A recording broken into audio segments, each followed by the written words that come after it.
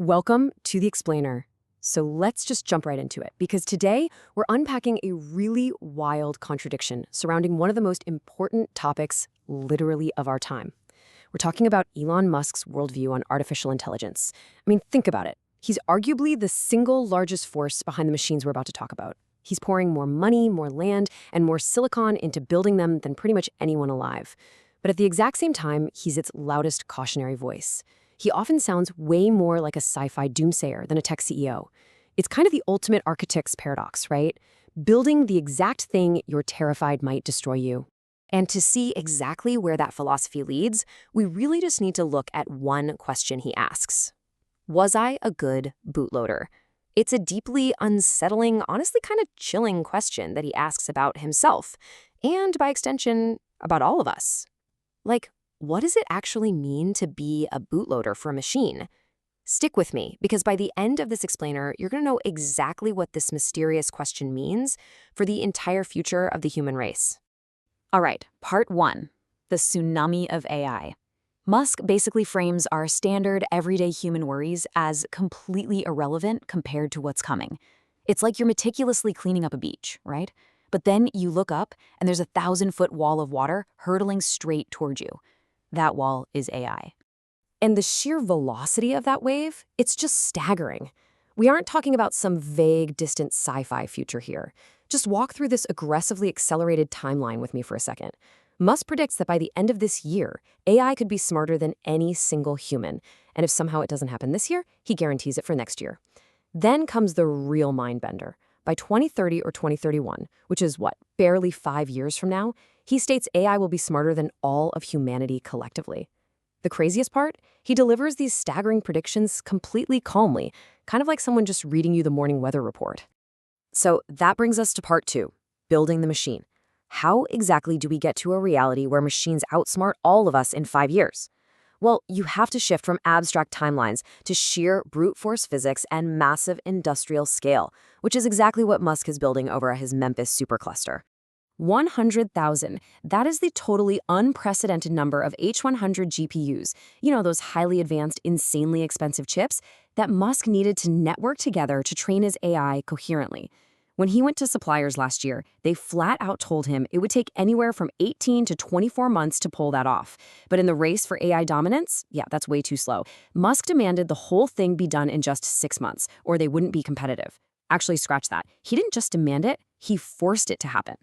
But to pull off a 6-month miracle like that, they slammed into a massive physical bottleneck. They needed 150 megawatts of input power just to turn the chips on. To put that in perspective, the factory they found in Memphis, it only had 15 megawatts available. So what did they do? They went out and rented this staggering array of massive generators. And because all those computers generate a ridiculous amount of heat, they literally had to rent roughly 25% of the entire mobile cooling capacity of the United States just for this one project. And that relentless pace definitely didn't stop at the hardware. To keep it moving, it requires 4 human shifts running 24 hours a day, 7 days a week. Networking 100,000 GPUs coherently is an absolute nightmare technically, and Musk was reportedly sleeping on the floor in the data center, physically running networking cables himself alongside the team just to force the supercluster online. The really crucial takeaway here is that this hardware arsenal is expanding exponentially. They didn't just stop at 100,000. No way, they doubled it to 200,000 GPUs. And now they're bringing another 110,000 next-generation chips online at a completely second site. But here's the thing. The digital brain is only half the equation. The other half? Giving that AI a physical body. By combining this deep AI with robotics, like their Optimus humanoid robot, Musk predicts a future where there will be 5 to 10 times more humanoid robots than there are humans on Earth. Think about that for a second. We are going to be sharing the planet with billions of them. All right, that leads us right into part 3, truth and great filters. Because turning on these massive supercomputers and building billions of robots, that isn't just an engineering challenge. It is a profound philosophical one. Musk is famously deeply curious about the standard model of physics, the origins of life, the ultimate fate of the universe, the whole shebang. He wants to know what's really going on out there, and he genuinely believes AI is the ultimate tool that will finally help us answer those cosmic questions. But, looking out into the cosmos inevitably brings us to the Fermi paradox. That's that eerie contradiction between the extremely high probability of alien life existing and the complete lack of any evidence that it actually does. Musk is deeply troubled by this. He looks at human consciousness as this tiny, fragile candle in a vast darkness.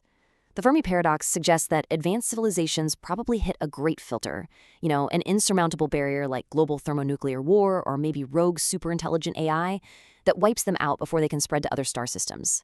So, Musk's primary goal? Just making sure humanity's tiny candle doesn't get blown out.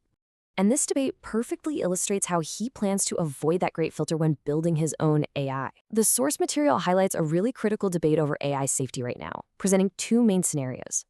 Musk points to a real-world example with Google Gemini, where the AI was essentially asked if it was worse to misgender a public figure or to trigger global thermonuclear war.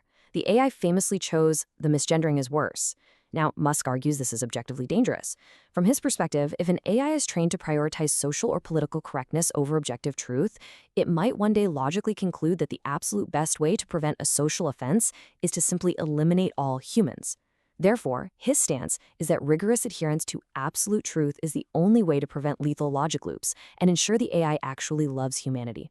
Moving to part 4, the architect's gamble. Okay, so we've seen the sheer scale of the hardware and the literal extinction-level stakes of getting this wrong. This brings us to the ultimate paradox of his worldview.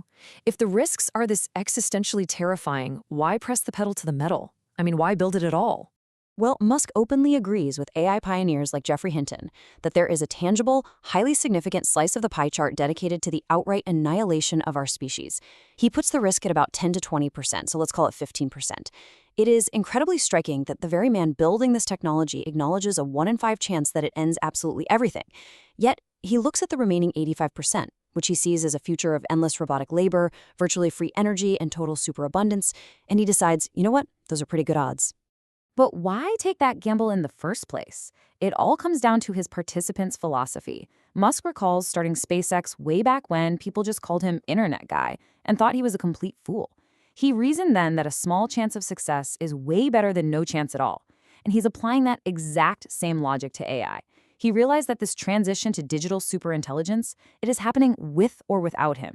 He believes that having multiple deep intelligences out there, say 5 to 10 of them globally, will help balance the power.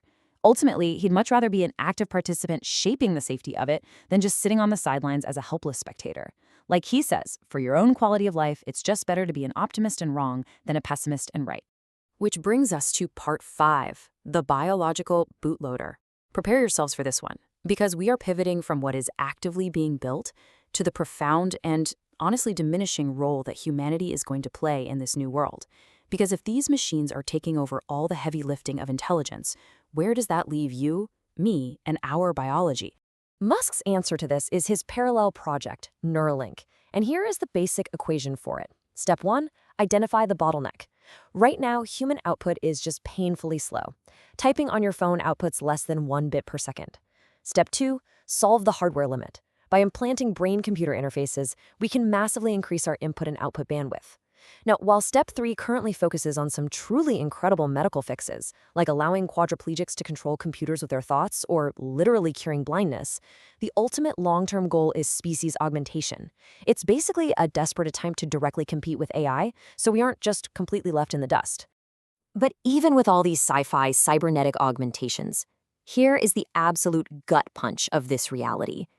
Even if you assume massive human population growth and widespread brain augmentation, the cognitive footprint of humanity is expected to shrink dramatically.